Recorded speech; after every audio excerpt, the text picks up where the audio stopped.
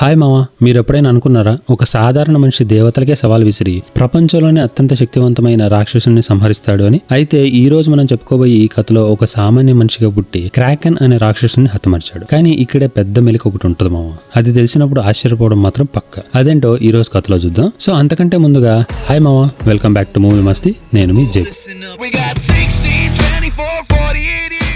ఈ కథ గ్రీక్ పురాణాలలో అత్యంత గొప్ప వీరుడైన పర్షియస్ కి సంబంధించింది. అయితే తన గురించి తెలియాలంటే మొదటగా ఈ విశ్వం ఎలా ఏర్పడిందో గ్రీక్ పురాణాల ప్రకారం చూద్దాం. మనుషులు ఇంకా దేవతలు పుట్టక ముందు ఈ భూమిని మహాశక్తివంతమైన టైటన్స్ అనే జీవులు పరిపాలిస్తూ ఉండేవి. అంతేకాకుండా ఆ టైటన్స్ కి ముగ్గురు కుమారులు ఉండేవారు: జియోస్, పొసైడన్, హెడిస్. ఈ ముగ్గురు పెరిగి పెద్దయ్యాక అంతా కలిసి ఒక పక్కా ప్రణాళిక వేసుకుని మొత్తం టైటాన్స్ తో యుద్ధం చేసి వారి పాలనకు ముగింపు పలికారు. అందులో ముఖ్యంగా ఈ టైటాన్స్ ను ఓడించడానికి జియోస్ తన సోదరుడైన హెడిస్ చేత ఒక భయంకరమైన రాక్షసుని సృష్టించాలని కోరాడు. దాంతో హెడిస్ తన అన్న మాటని గౌరవించి తనకున్న మొత్తం శక్తితో అత్యంత ప్రమాదకరమైన క్రాకెన్ అనే ఒక మహారాక్షసుని సృష్టిస్తాడు. ఆ రాక్షస సహాయంతో మొత్తం టైటాన్స్ ని ఓడించి యుద్ధాన్ని గెలిచారు. అలా యుద్ధం ముగిసిన తర్వాత జియోస్ స్వర్గానికి రాజుగా, పొసైడన్ సముద్రాల అధిపతిగా, హెడిస్ అండర్ వరల్డ్ అంటే చీకటి లోకానికి పాలకుడిగా మారారు. ఆ తర్వాత జియోస్ ఒంటరిగా ఫీల్ అయ్యాడో ఏమో మరి మనుషులను సృష్టించాడు. అలా వచ్చిన మనుషులు దేవతలను ప్రార్థించడం మొదలుపెట్టారు. దాని కారణంగా దేవతలు అమరులయ్యారు. అయితే మనిషి కాలక్రమేణా మారిపోతూ వచ్చారు. తెలివి ఎక్కువైంది. దాంతో వారు దేవతలను గౌరవించడం మానేసి వారికే సవాలు విసురుతూ తిరుగుబాటు చేయడం ప్రారంభించారు. దాంతో దేవతలకి మనుషులకి మధ్య యుద్ధం ప్రారంభమైంది. ఆ సమయంలో ప్రపంచాన్ని పూర్తిగా మార్చడానికి ఒక బాలుడు జన్మించాడు. అయితే ఈ బాలుడు ఎవరు, ఎందుకు అంత ఇంపార్టెంట్ అన్నది ఇక పైన చూస్తాం. అండ్ ఇక్కడ నుండి మన సినిమా యొక్క ప్రధాన కథ ప్రారంభమవుతుంది.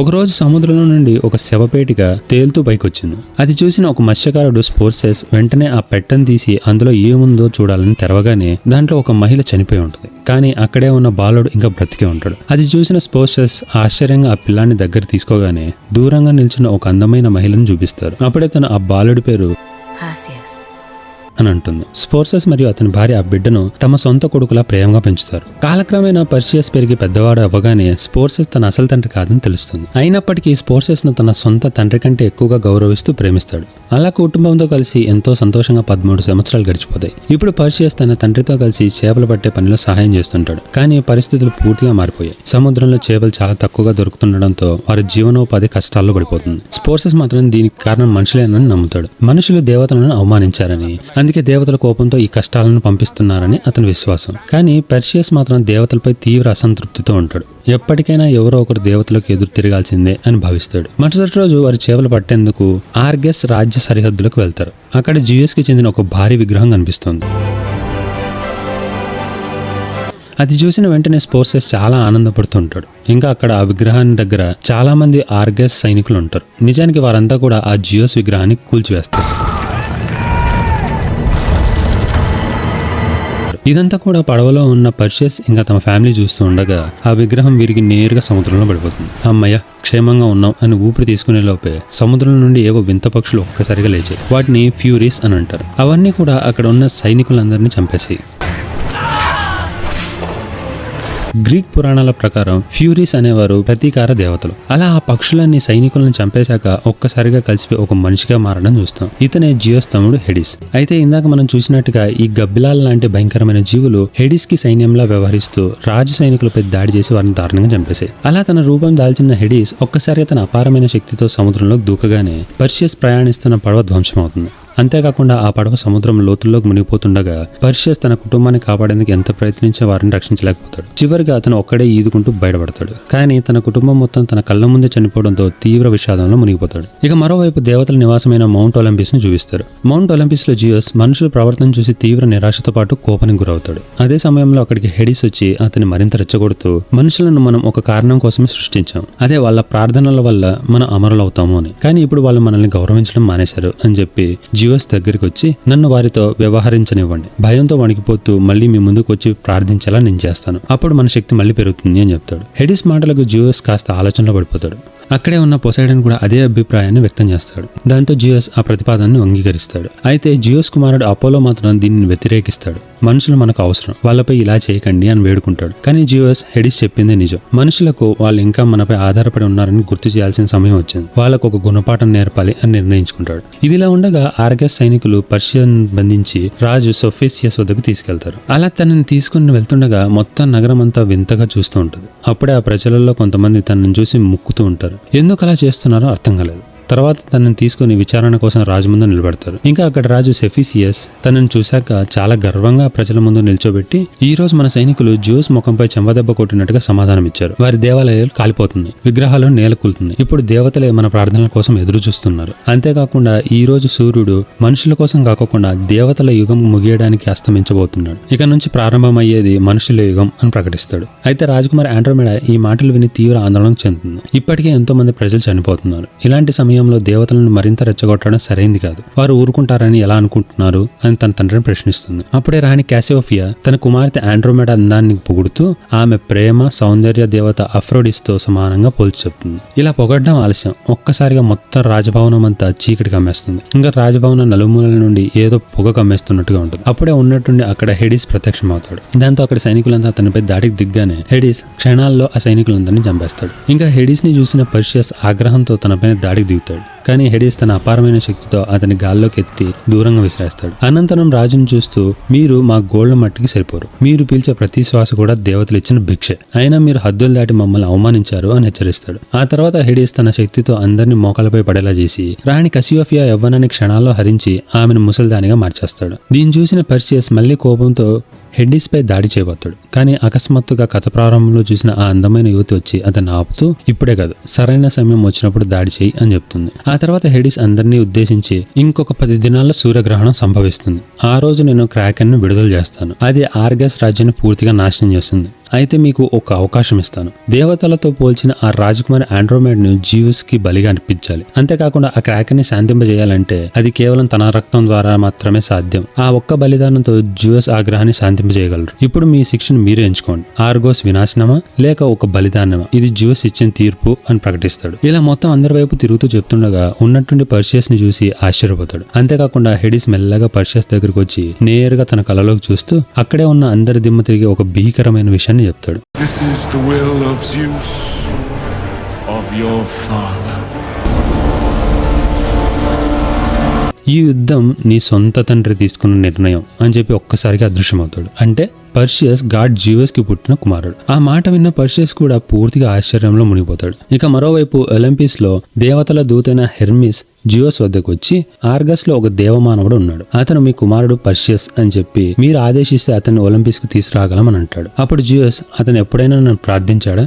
అతనికి నేను ఎవరో కూడా తెలియదు. మిగతా మనుషుల్లాగానే అతను కూడా దేవతలకు ఎదురు తిరిగిన వాడిలో ఒకడు. కాబట్టి ఉండనివ్వండి యుద్ధంలోనే అని సమాధానం ఇస్తాడు. ఇదిలా ఉండగా ఆర్గోస్ లో సేనాధిపతి అయిన డ్రాకో పర్షియన్ ను విచారిస్తూ, నిన్ను ఇక్కడికి ఎవరు పంపారు? నువ్వు ఒక దేవమానవుడి కదా అని ప్రశ్నిస్తాడు. దానికి పర్షియస్, నన్ను ఎవరూ పంపలేదు, నేను దేవమానవుడిని కాదు అని చెప్తాడు. కానీ డ్రాకో అతని మాటలు నమ్మకుండా అతన్ని కొట్టడం ప్రారంభిస్తాడు. అప్పుడే రాజు సెఫియస్ అక్కడికి వచ్చి, నువ్వు నిజంగానే జ్యూస్ కుమారుడు అయితే మమ్మల్ని రక్షించగలవాడు నువ్వు మాత్రమే అని అంటాడు. దానికి పర్షియస్, నేను దేవమానవుడిని కాదు, నేను మిమ్మల్ని రక్షించలేను. నేను ఒక సాధారణ మత్స్యకారుణ్ణి. నా కుటుంబాన్ని కూడా దేవతలు చంపేశారు. నేను యోధుడిని కాదు, కేవలం చేపలు పట్టుకొని బతుకు సాగించే సామాన్య మానవుడి మాత్రమే అని సమాధానం ఇస్తాడు. అప్పుడే రాజకుమారి ఆండ్రోమెడా అక్కడికి వచ్చి, నేను బలిదానానికి సిద్ధంగా ఉన్నాను, దయచేసి పర్షియన్ ను వదిలిపెట్టండి అని వేడుకుంటుంది. అయినప్పటికీ వారు పర్షియన్ ను కారాగారంలో బంధిస్తారు. కొంతసేపటి తర్వాత డ్రాకో పర్షియన్స్ దగ్గరికి వచ్చి, నిన్ను కలవడానికి ఎవరు వచ్చారు అని చెప్తాడు. అప్పుడే ఆ అందగత్తె లోపలికి ప్రవేశిస్తుంది. అలా వచ్చిన ఆమె తనని తాను ఐవో అని పరిచయం చేసుకుంటుంది. అలా వచ్చిన ఐవోని చూసిన పర్షియస్, నేను నీకు ఎలా తెలుసు అని అడుగుతాడు. దానికి ఐవో, నువ్వు నాకు ఇప్పటి నుండి కాదు, నువ్వు పుట్టిన క్షణం నుండే తెలుసు. అంతేకాదు, నేను నిన్ను నీ చిన్నప్పటి నుంచి గమనిస్తున్నాను. ఇంకొక విషయం ఏంటంటే, నువ్వు మత్స్యకారుల దగ్గరకు చేరేలా చేసింది కూడా నేనే అని చెప్తుంది. ఈ మాటతో పర్షియస్ ఆశ్చర్యపోతూ, అంటే నువ్వు ఒక దేవతవా అని అడుగుతాడు. అప్పుడు ఐవో, నేను పూర్తిగా దేవతను కాదు, అలానే మనిషిని కూడా కాదు, మాలాంటి వాళ్ళు ఈ రెండింటి మధ్య ఉంటారు అని చెప్పాక ఆమె ఒక గతాన్ని వివరిస్తూ, చాలా సంవత్సరాల క్రితం నేను ఒక దేవుడి ప్రేమను తిరస్కరించాను, అందుకే నాకు అంతలేని యవ్వనం అనే శాపం విధించాడు. దాంతో నా జీవితం మొత్తం నేను ప్రేమించిన ప్రతి ఒక్కరిని నా కళ్ళ ముందే మరణిస్తుండడం చూశాను. అంతేకాకుండా ఆ బాధని తట్టుకుంటూ నేను మాత్రం ఎప్పటికీ బ్రతికే ఉండిపోయాను అని నా బాధ ఎలాంటిదో ఇప్పుడు నీకు కూడా తెలుసు అని అంటుంది. అప్పుడు పర్షియస్, అయితే నిజంగానే నేను జియూస్ కుమారున్నా అని అడుగుతాడు. దానికి సమాధానంగా ఐవో ఒక పురాతన పురాతన కథను చెప్తుంది. చాలా కాలంగా మనుషులు దేవతలకు కేవలం ఆట బొమ్మల్లో ఉండేవారు. అయితే ఈ అరాచకాన్ని తట్టుకోలేక ఒకరోజు అక్రీసియస్ అనే మహారాజు దేవతలకు ఎదురు తిరిగాడు. ఇంకా అతను ఒలింపిస్ పై దండెత్తి ఇకపై దేవతల అణిచివేతను సహించబోనని ప్రకటించాడు. దాంతో దేవతల్లో కొంతమంది అక్రీసియస్ తో పాటు అతని సైన్యాన్ని పూర్తిగా నాశనం చేయాలని అనుకున్నారు.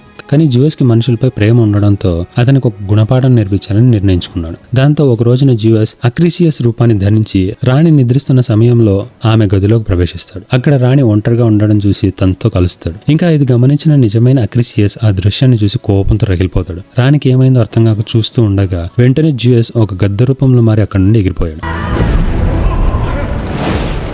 జియోస్ తనతో కలవడం ద్వారా రాణి గర్భవతి అవుతుంది. కోపంతో ఉన్మాదంగా మారిన అక్రీసియస్ రాణితో పాటు జియోస్ ద్వారా జన్మించబోయే శిశువును కూడా చంపాలని ఆదేశిస్తాడు. రాణిని ఆ చిన్న బిడ్డను ఒక శవపేటికలో బంధించి సముద్ర తీరానికి తీసుకొచ్చాడు. అక్కడ నిలబడి జియోస్ కి సవాల్ వేస్తూ నీకు ఈ అపవిత్రమైన శరీరం కూడా దక్కదు, ఈ బిడ్డ కూడా దక్కదు అని అరుస్తూ ఉండగా జియోస్ ఆకాశం నుంచి భయంకరమైన మెరుపును అతనిపై పడేలా చేస్తాడు. ఆ మెరుపు తాకడంతో అక్రీషియస్ ఒక భయంకరమైన రాక్షసుల్లో మారిపోతాడు. అయినా కోపం తగ్గని అక్రీషియస్ ఆ శవపేటికను సముద్రంలోకి విసిరేస్తాడు. అక్కడ నుండి పర్షియస్ జీవితాన్ని పూర్తిగా మార్చేసిన ప్రయాణం ప్రారంభమవుతుంది. తర్వాత ఐవో తన కథను కొనసాగిస్తూ ఆ రోజు ఒలింపిస్ రాజు నీ తల్లి చనిపోయింది అనుకున్నాడు, కానీ నువ్వు సగం దేవుడు సగం మనిషి కావడంతో ప్రాణాలతో బయటపడ్డావు. అప్పటి నుంచి నేను నిన్ను కాపాడుతూ గమనిస్తూ వచ్చాను. ఒకరోజు నువ్వే దేవతల దౌర్జన్యానికి ముగింపు పలుకుతావని నాకు తెలుసు. నువ్వు కారణ జన్ముడు, నీ పుట్టుకకి కారణం క్రాకెన్ ను సంహరించడం అని చెప్పగానే పర్షియస్ ఆశ్చర్యం ఇంకా అయోమయంతో నేను ఎందుకు పుట్టానో నాకు తెలియదు, కానీ నా లక్ష్యం క్రాకెన్ ని చంపడం కాదు, హెడిస్ ని చంపి నా కుటుంబానికి ప్రతీకారం తీర్చుకోవడం అని అంటాడు. అప్పుడు ఐవో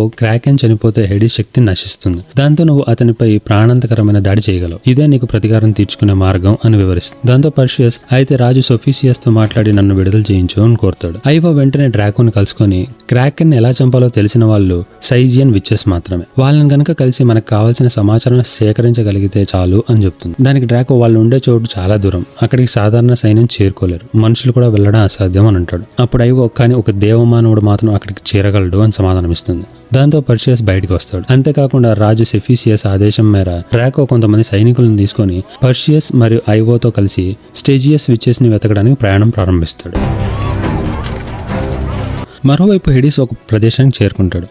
అక్కడ అక్రీషియస్ తన భార్యని జివిస్ కారణంగా సగం కలిపి కోపం పెంచుకొని ఒక వికృత రాక్షసుడిగా మారిపోయి ఉంటాడు. అలా వచ్చిన హెడిస్ తనని కలిసి మన అందరికీ మైండ్ పోయే విషయం ఒకటి చెప్తాడు. నువ్వు ఇలా అవడానికి కారణం నా అన్న జివస్, అలానే నేను ఈ పరిస్థితిలో ఉండడానికి కారణం కూడా వాడే. నువ్వు ఒప్పుకుంటే మన ఇద్దరం కలిసి నా సోదరుడు జివస్ అంతు చూద్దాం, ఏమంటావు అని చెప్పాక అప్పుడు కాలిబోస్ నన్ను ఎందుకు వెతుక్కుంటూ వచ్చావు, నాతో ఏం చేయాలనుకుంటున్నావు అని అడుగుతాడు. అప్పుడు హెడిస్ జివస్ చేసిన పాపానికి పుట్టిన కుమారుడు ఇంకా బతికే ఉన్నాడు, అతని పేరు పర్షియస్. ఇప్పుడు అతడు నన్ను నాశనం చేయడానికి ఆర్గోస్ నుంచి బయలుదేరాడు, అతన్ని నువ్వే చంపాలి. జియోస్ కు నా శక్తి పెరుగుతుందని అనుమానం రాకూడదు, నేను సర్వశక్తిమంతుడిగా మారేంత వరకు నువ్వు నా ఆయుధంగా పనిచేయాలి అని చెప్తాడు. అది విన్న కాలిబోస్ కూడా పూర్తి ఉక్రోషంతో నిండిపోతాడు. తర్వాత హెడిస్ తన చీకటి శక్తిలో కొంత భాగాన్ని కాలిబోస్కి ఇస్తాడు.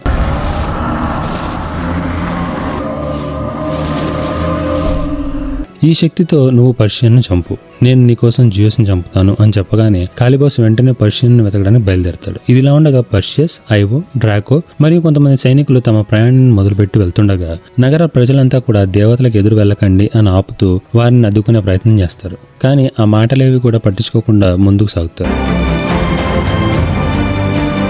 అలా మార్గమధ్యంలో ఒక చోట విశ్రాంతి కోసం అని చెప్పి ఆగినప్పుడు డ్రాకో పర్షియస్ కు కత్తి యుద్ధంలో శిక్షణ ఇస్తూ యుద్ధంలో ఉపయోగించే వ్యూహాలను కూడా నేర్పిస్తాడు. కానీ సాధనలో పర్షియస్ తన అసాధారణమైన శక్తితో డ్రాకోని ఓడిస్తాడు, ఎందుకంటే అతనిలో దేవతల రక్తం ప్రవహిస్తుంది. తర్వాత పర్షియస్ ఏదో పని మీద అడవిలో వెళ్తుండగా మార్గమధ్యంలో ఒక కత్తి లాంటిది పడి ఉండడం చూస్తాడు. ఆ ఖడ్గం ఎంతో ప్రకాశిస్తూ సాధారణ ఆయుధంలో కాకుండా దివ్యశక్తితో నిండుంటుంది.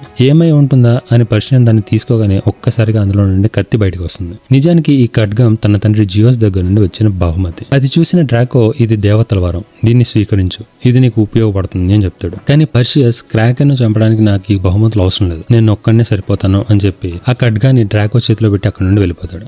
కొద్దిసేపటి తర్వాత అడవిలో పర్షియస్ కు ఆకాశంలో ఎగురుతున్న తెల్లటి గుర్రాల గుంపు కనిపిస్తుంది. ఆ గుర్రాలన్నింటినీ చూస్తుండగానే ఉన్నటువంటి ఒక భారీ నల్లటి రెక్కల గుర్రం అతని ముందు ప్రత్యక్షమవుతుంది.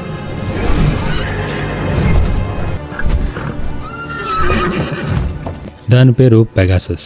గ్రీక్ పురాణాల ప్రకారం పెగాసస్ పొసైడన్ మరియు మెడాసాకు జన్మించిన దివ్య అశ్వం. పురాణాల్లో దీని రంగు తెలుపు అయినప్పటికీ ఈ సినిమాలో మాత్రం నలుపు రంగులో చూపించారు. అప్పుడే అక్కడికి ఐవో వచ్చి ఇది సాధారణ గుర్రం కాదు, ఇది పెగాసస్ అండ్ దేవతల ఆశీర్వాదంతో పుట్టిన దివ్య అశ్వం అని పర్షియస్ కు పరిచయం చేస్తుంది. ఐవో పర్షియస్ తో మాట్లాడుతూ ఇప్పటి వరకు ఈ పెగాసన్ పై ఏ మనిషి కూడా స్వారీ చేయలేదు అని చెప్తుంది. అంతలో కొంతమంది సైనికులు పర్షియస్ ను వెతుకుతూ అక్కడికి చేరుకుంటారు. కానీ అదే సమయంలో కాలిబోస్ అక్కడికి వచ్చి వారిపై దాడి చేయడం ప్రారంభించి అందరినీ చంపేస్తాడు. వారి అరుపులు విన్న పర్షియస్ కూడా అక్కడికి పరిగెత్తుకుంటూ వస్తాడు. అతన్ని చూసిన కాలిబోస్ ఒక్కసారిగా తన పైన దాడికి దిగుతాడు. కొద్దిసేపటికి డ్రాకో, ఐవో మిగతా సైనికులు కూడా అక్కడ చేరుకొని కాలిబోస్ యుద్ధం చేస్తారు. హెడిస్ ఇచ్చిన చీకటి శక్తుల వల్ల కాలిబోస్ అందరిపై పైచేయి సాధిస్తూ ఉంటాడు. ఇంకా తన ప్రతి దెబ్బ నుండి కారుతున్న రక్తం భూమి మీద పడగానే ఏదో తెలియని ఒక వింత జరుగుతూ ఉంటుంది. ఇదే క్రమంలో సరైన సమయం చూసి డ్రాకో తన కత్తితో కాలిబోస్ చేతిని ఒక్క వేటుతో నరికేస్తాడు. ఇక్కడితో కాలిబోస్ తీవ్రంగా గాయపడి రక్తం ధారాళంగా కారడం జరుగుతుంది. అంతేకాకుండా కాలిబోస్ కూడా అక్కడి నుండి పారిపోవడం ప్రారంభిస్తాడు. అతన్ని చంపేందుకు అందరూ వెంటబడుతుండగా అతని శరీరం నుండి నిలబడిన ప్రతి రక్తపు చుక్క ఒక భారీ తేలుగా మారుతుంది.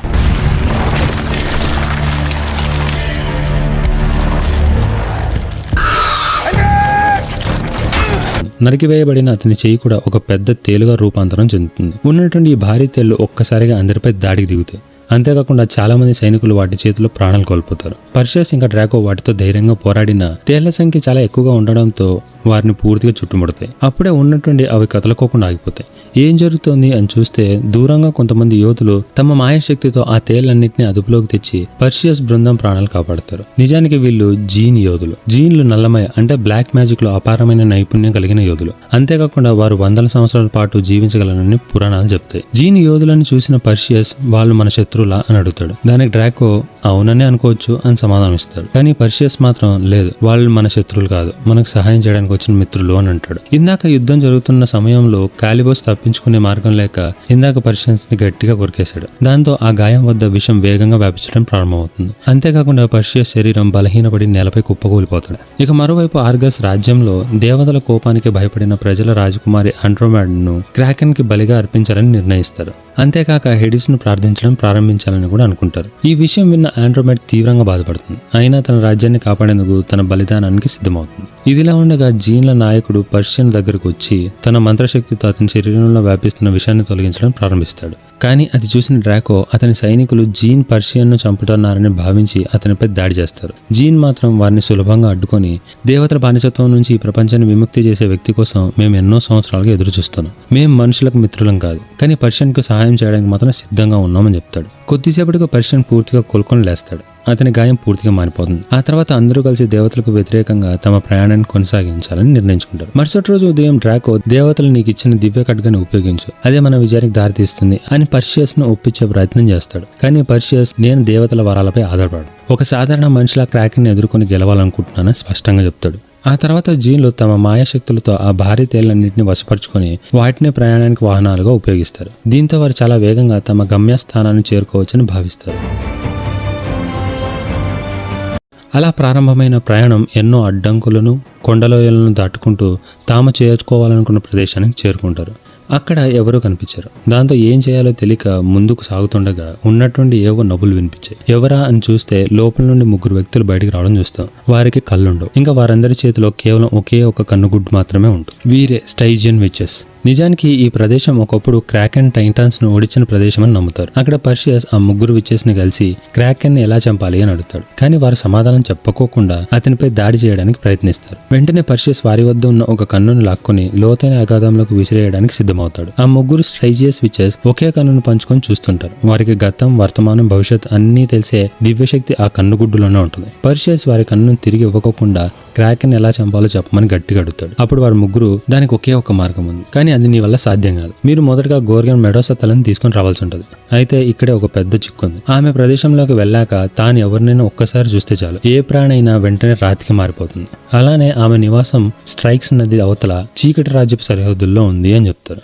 ఆ మాటలు విన్న డ్రాకో మెడోసాను ఎదుర్కోవడం అసాధ్యం అని అంటాడు. కానీ పర్షియస్ ధైర్యంగా ఆమె తలను నరికేస్తాడు అని సమాధానం చెప్పి పర్షియస్ వారి కన్నును తిరిగిచ్చేస్తాడు. అనంతరం తన బృందంతో కలిసి స్ట్రైక్స్ నది వైపు ప్రయాణం ప్రారంభిస్తాడు. ఇంతలో ఆ విచెస్ పర్షియస్ ని ఆపి ఈ యుద్ధంలో నీ మరణం తథ్యం అని చెప్తారు. ఆ మాటతో మొత్తం అందరిలో భయం మొదలవుతుంది. కానీ పర్షియస్ మాత్రం ఏదేమైనా సరే నా ప్రతీకారం తీర్చుకోవాల్సిందే అని ముందుకు సాగుతాడు. అలా ప్రయాణం కొనసాగించగానే ఆ మొత్తం బృందంలోని కొంతమంది జీన్ యోధులు మాత్రం వారితో రావడానికి నిరాకరిస్తాడు. అక్కడికి వెళ్ళడం అంటే ఖచ్చితమైన మరణమే అని భావించి వెనక్కి తగ్గుతారు. తర్వాత మార్గమధ్యంలో ఒక ముసుగు వ్యక్తి ఒంటరిగా ఉన్న పర్షియస్ దగ్గరకు రాగానే పర్షియస్ అప్రమత్తుడవుతాడు. అది ఇంకెవరో కాదు, స్వయాన తన తండ్రి జియోస్. అలా వచ్చిన జియోస్ ని చూసిన పర్షియస్ ఆశ్చర్యంగా ఎవరు నువ్వు అని అడిగితే దానికి జియోస్ చిరునవ్వుతో నన్ను తండ్రి అని పిలవచ్చు అని చెప్తాడు. ఆ తర్వాత జియోస్ క్రాకెన్ కు దూరంగా ఉండు, దాన్ని నువ్వు ఓడించలేవు, హెడీస్ ని చంపడం అనే సంగతి తర్వాత, ఇలానే మొండిపట్టు పట్టుకొని నువ్వు వెళ్తే గనక చనిపోయే అవకాశం ఉంది అని హెచ్చరిస్తాడు. దానికి పర్షియస్ నీకు అంత నమ్మకం ఉంటే ఇక్కడికి ఎందుకు వచ్చావు అని ప్రశ్నిస్తాడు. అప్పుడు జియోస్ కొడుకు అన్న చిన్న గర్వభావంతో నువ్వు నా రక్తం, నా కుమారుడు, దయచేసి ఒలింపియస్ వచ్చేసి నీకు రాజ్యాన్ని అప్పగిస్తాను, దాంతో నువ్వు దేవతల లాగానే అమరుడిగా జీవించవచ్చు అని ఆహ్వానిస్తాడు. కానీ పర్షియస్ దేవుడిగా శాశ్వతంగా బ్రతకడం కంటే ఒక సాధారణ మనిషిలా జీవించి మరణించడం నాకు ఇష్టం. మనుషులను సృష్టించింది మీరే అయినా వాళ్ళ జీవితాన్ని మీరు అర్థం చేసుకోలేదు. మేం మా ప్రియమైన వాళ్ళ కోసం జీవిస్తాం, వాళ్ళ కోసం పోరాడతాం, అవసరమైతే వాళ్ళ కోసం చనిపోతాం. హేడీస్ కు చెప్పు నేను వస్తున్నానని అని ధైర్యంగా సమాధానం ఇస్తాడు. అప్పుడు జియోస్ కొంచెం గర్వంగా సరే అయితే నీ మాట నేనెందుకు కాదంటానని చెప్పి ఇది నేను నీకు ఇస్తున్న చివరి అవకాశం, అయినా కూడా వద్దు అని అనుకుంటే నా తరఫున ఒక చిన్న కానుక, ఇది మార్గంలో నీకు సహాయం చేస్తుంది అని చెప్పి ఒక బంగారు నాణ్యాన్ని అతనికి ఇచ్చి మరణ లోకానికి చేసే ప్రయాణం చాలా ఖరీదైనది అని చెప్పి అక్కడి నుండి వెళ్ళిపోతాడు. ఆ తర్వాత జీన్ యోధుల్లో మరికొంతమంది పర్షియస్ దగ్గరికి వచ్చి మేము పాతాళ లోకంతో యుద్ధం చేయలేం అని చెప్తూ తేళ్ల కవచంతో తయారు చేసిన ఒక బలమైన డాలును అతనికి బహుమతిగా ఇచ్చి అక్కడి నుండి వెళ్ళిపోతారు. పర్షియస్ తన సహచరుల వైపు తిరిగి డైనర్స్ చెప్పిన మాటలు మీరు కూడా విన్నారు, కానీ వాళ్ళు తప్పు అని నేను నిరూపిస్తాను, నాకు ఒక అవకాశం ఇవ్వండి, మీ అందరి సహాయం కావాలి అని అడుగుతాడు. మెడిసన్ ను క్రాకన్ ను ఓడించడం దాదాపు అసాధ్యమేనని తెలిసిన డ్రాకోతో పాటు మిగతా యోధులంతా పర్షియన్ పై నమ్మకం ఉంచి అతనితో కలిసి ముందుకు సాగాలని నిర్ణయించుకుంటారు.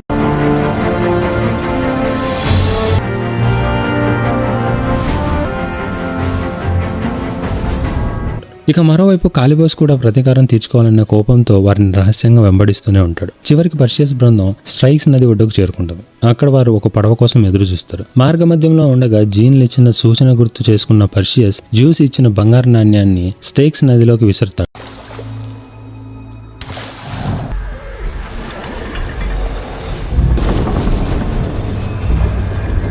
కొద్దిసేపటికి చోరన్ తన పడవలో అక్కడికి వచ్చి వారిని అవతల లోకంలో ఉన్న మెడోసా ఆలయం వద్దకు తీసుకెళ్తాడు. ఆ సమయంలో ఒక సైనికుడు మనకు ఎదురయ్యేది కూడా మరో రాక్షసుడేనా అని అడుగుతాడు. అప్పుడు ఐవో మెడోసా గతాన్ని వివరిస్తూ మెడూసా ఒకప్పుడు అపూర్వమైన సౌందర్యం కలిగిన యువతి, ఆమె అందానికి ఆకర్షితుడైన పొసైడన్ ఆమెను వెంబడించాడు. తనను కాపాడమని మెడోసా దేవత అధీనా ఆలయంలోకి పారిపోయింది, కానీ అక్కడ కూడా ఆమెకు రక్షణ లభించలేదు. పొసైడన్ ఆమెపై బలవంతం చేశాడు. ఆ తర్వాత మెడోసా అధీనాను సాయం చేయమని వేడుకుంది, కానీ ఆమె కనికరం చూపుకోకుండా జరిగిన దానికి మెడోసా కారణం అన్నట్టుగా శపించింది. ఆ శాపం వల్ల మెడూసా ఒక భయంకరమైన గోర్గాన్లా మారిపోయింది. అప్పటి నుంచి ఆమె కళ్ళలోకి నేరుగా చూస్తే ఏ ప్రాణి అయినా క్షణాల్లో రాతి విగ్రహంగా మారిపోతుంది అని చెప్పాక ఐవో పర్షియస్ తో నేను ఆలయం లోపలికి రాలేను. అథీనా మెడోసాని శపించినప్పుడు ఒక ఉపశమనం కూడా ఇచ్చింది. ఆమె ఏ స్త్రీకి హాని చేయకూడదని ఆ శాపంలో భాగంగా నిర్ణయించింది. అందుకే ఆలయంలోకి పురుషులు మాత్రమే వెళ్ళగలరు. అయితే ఇప్పటి వరకు లోపలికి వెళ్లిన వారిలో ఒక్కరు కూడా తిరిగి బయటికి రాలేదు అని చెప్తుంది. అంతటా పర్షియస్, డ్రాకో, జీన్ యోధులు మరియు మిగిలిన సైనికులు మెడోసా ఆలయంలోకి ప్రవేశించి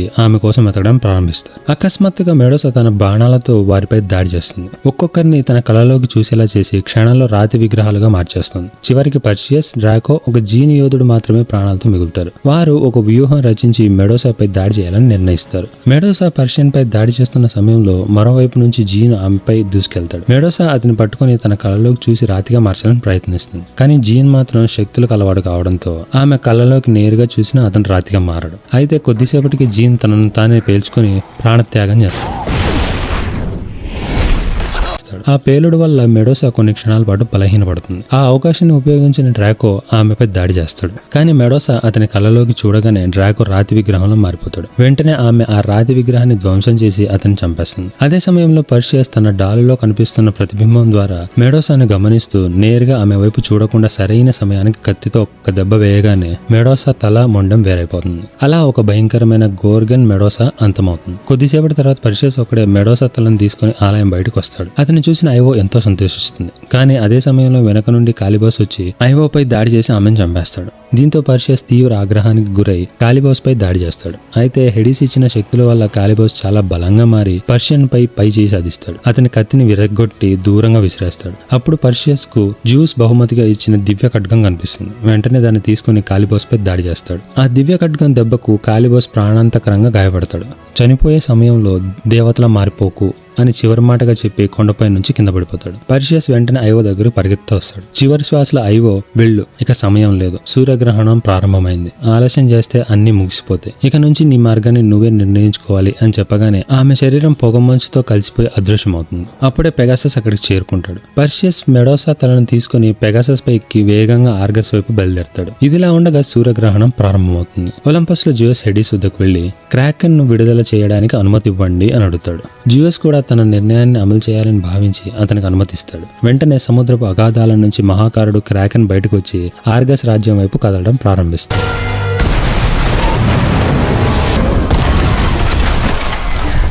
క్రాకెన్ విధ్వంసంతో ఒలంపస్ కూడా కంపించడం ప్రారంభిస్తుంది. అదే సమయంలో హెడీస్ శక్తి మరింత పెరుగుతుంది. హెడీస్ జియోస్ ని చూస్తూ క్రాకెన్ నా సృష్టి, నా బిడ్డ, అది ఎంత విధ్వంసం సృష్టిస్తే నా శక్తి అంత పెరుగుతుంది అని గర్వంగా చెప్తాడు. అది విన్న జియోస్ కోపంతో ఇక్కడి పరిపాలన నాదే అని హెచ్చరిస్తాడు. అప్పటికే హెడీస్ తన పెరిగిన చీకటి శక్తిని ఉపయోగించి జియోస్ ను కూడా అడ్డుకునే స్థాయికి చేరుకుంటాడు. హెడీస్ శక్తి ఒక్కసారిగా విపరీతంగా పెరగడంతో ఇప్పుడు అతను జియోస్ కంటే కూడా శక్తివంతుడిగా మారాడని అందరికీ అర్థమవుతుంది. అప్పుడు హెడీస్ జియోస్ ని చూస్తూ నన్ను చీకటి రాజ్యానికి పంపి ద్వేషంతో ముంచేశావు, కానీ నువ్వు మాత్రం ఇక్కడ స్వర్గంలో సుఖంగా జీవించావు అని ఆగ్రహం వ్యక్తం చేస్తాడు. దానికి జియోస్ మనకు మనుషుల ప్రేమ అవసరం అని సమాధానం ఇస్తాడు. హెడీస్ వెంటనే లేదు, ప్రేమ నీకు అవసరం, నాకు కాదు, నేను వారి ప్రేమతో కాదు వారి భయంతో బతుకుతున్నా, ఇక నీ పాలన ముగిసింది అని చెప్పగానే అప్పుడు జియోస్ ఆర్గస్ తో ఇంకా ఒక దేవమానవుడు ఉన్నాడు అని చెప్పి పర్షియస్ అని అనగానే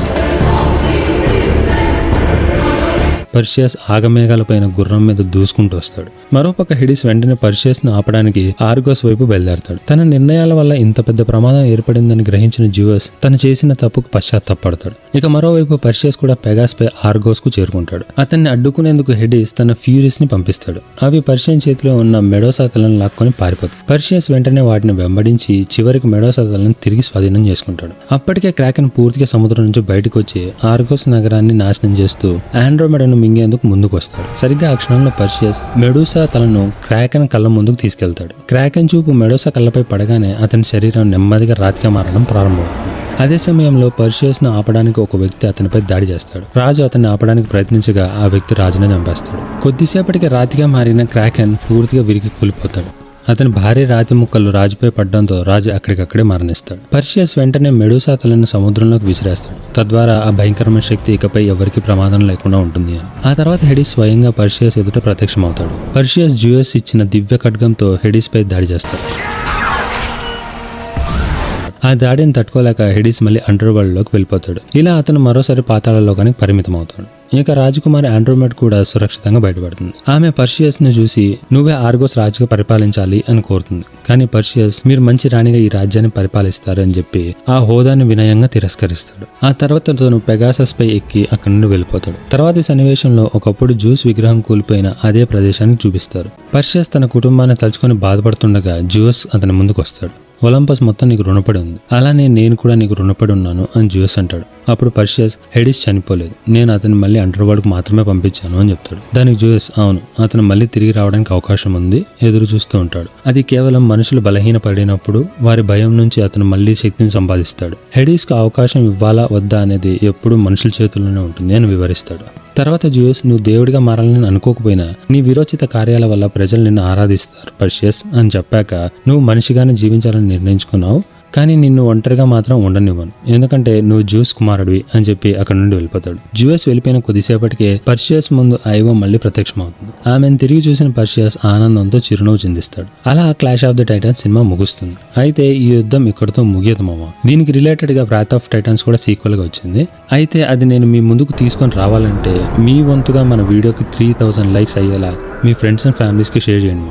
దాంతో నెక్స్ట్ పార్ట్ తీసుకొని మళ్ళీ మీ ముందుకు వచ్చేస్తా. అయితే వెళ్లే ముందుగా ఇదిగో ఈ సినిమాని నేను చాలా డీటెయిల్గా వివరించాను, వెంటనే ఒక లుక్ వేయండి మామ. త్వరలో మళ్ళీ మీ ముందుకు వస్తా. Till then take care, tata, bye bye, love you all.